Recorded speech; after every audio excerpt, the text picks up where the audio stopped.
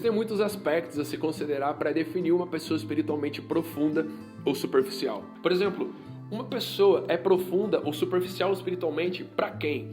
A partir da perspectiva de quem? Dela mesma? Das pessoas à sua volta? Ou a partir dos conceitos definidos por Deus na Bíblia? Medir a sua própria profundidade espiritual não me parece muito confiável, afinal, nós tendemos a confundir intensidade com profundidade. E fazer uma autoavaliação sobre esses temas não soa muito coerente, pelo menos é isso que eu acredito. Já a partir da perspectiva dos outros também não serve muito de parâmetro, porque a maioria das pessoas que a gente conhece não convive 24 horas por dia com a gente. Por isso, eles vão precisar nos definir por aquilo que eles ouvem sair da nossa boca. E como bem sabemos, a nossa geração, ou pelo menos a maior parte dela, não carece de argumentos e nem de conhecimento de palavras de sabedoria. A geração dos anos 90 para cá tem um repertório muito convincente, tem uma boa instrução e uma ótima desenvoltura retórica. Cara, eu me lembro de muitas vezes que eu recebi elogios sobre maturidade ou profundidade espiritual depois de uma pregação.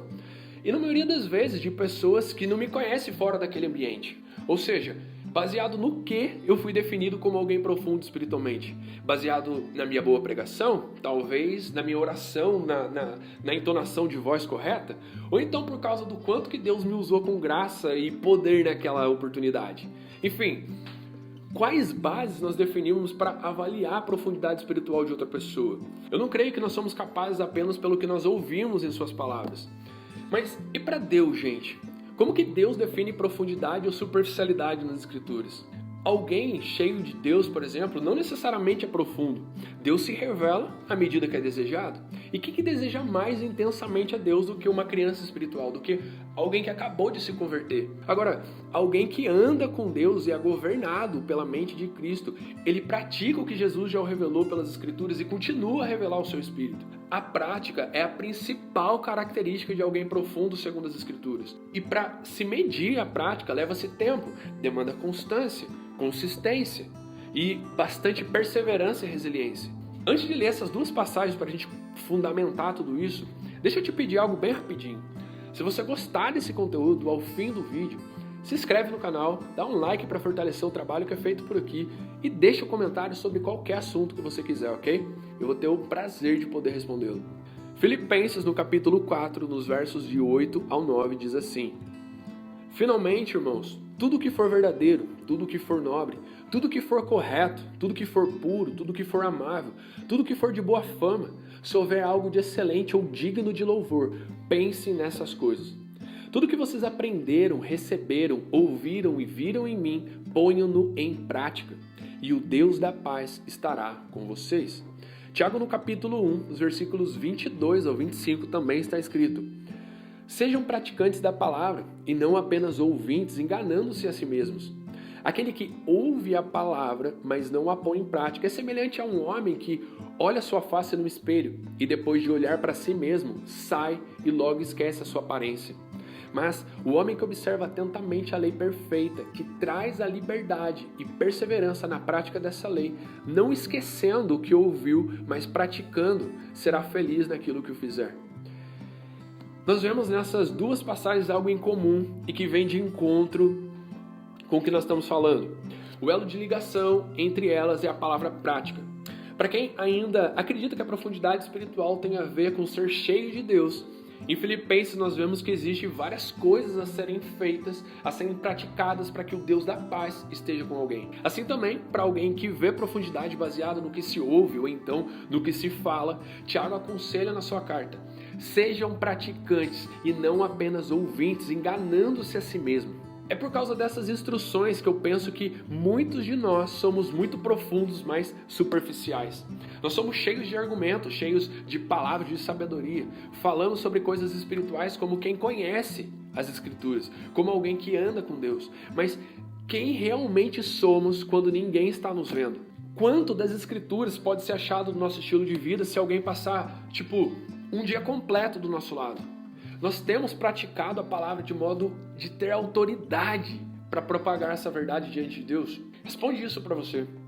Sabe, gente, chegar a esse entendimento pode parecer o ponto final, mas a verdade é que é apenas o ponto de partida. A prática da vida cristã é que garante uma base sólida para um discípulo de Jesus. Nos dias difíceis, nos dias de grandes desafios, de grandes adversidades, apenas homens e mulheres com alicerces profundos e fundamentados na rocha é que conseguem resistir de pé. Quer ver? Lucas, no capítulo 6, nos versos de 47 ao 49, Jesus disse assim: eu lhes mostrarei o que se compara àquele que vem a mim, ouve as minhas palavras e as pratica. É como um homem que, ao construir uma casa, cavou fundo e colocou os alicerces na rocha. Quando veio a inundação, a torrente deu contra aquela casa, mas não a conseguiu abalar, porque estava bem construída.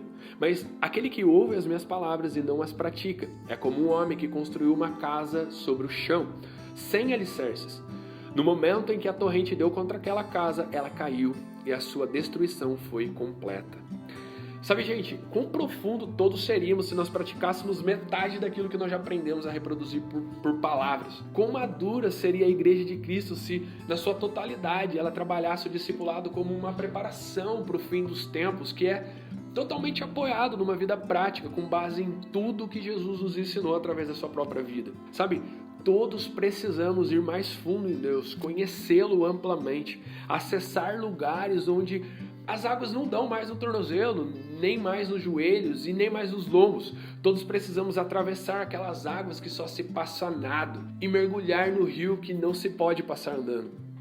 Mas isso precisa causar profundas mudanças em nossas vidas, profundos resultados. Precisamos ultrapassar a superficialidade das palavras profundas e alcançar a profundidade de uma vida prática. Uma vida onde não apenas falamos de paz, mas vivemos em paz. Uma vida onde não apenas falamos de verdade, mas vivemos na verdade. Uma vida onde não falamos apenas de justiça, mas vivemos em justiça. Uma vida onde não falamos de amor, mas nos tornamos o amor para que em nossa vida o mundo possa conhecer o próprio Cristo. Se eu precisasse definir profundidade em uma única palavra, eu certamente escolheria a palavra obediência. Porque quem tem mais fome tem mais de Deus. E quem tem mais de Deus precisa obedecer mais, e quem obedece mais é quem mais coloca em prática o que ouve de Jesus. Por isso, é aquele que alcança o lugar de maior profundidade no Senhor. Que essa reflexão alcance o seu espírito e te leve a refletir sobre o que verdadeiramente significa profundidade a partir dos olhos de Deus. Se você gostou, então curta, comenta, se inscreve e compartilha com alguém. Que Deus abençoe a sua vida. Fiquem todos com Jesus, beleza? Falou, valeu, até mais.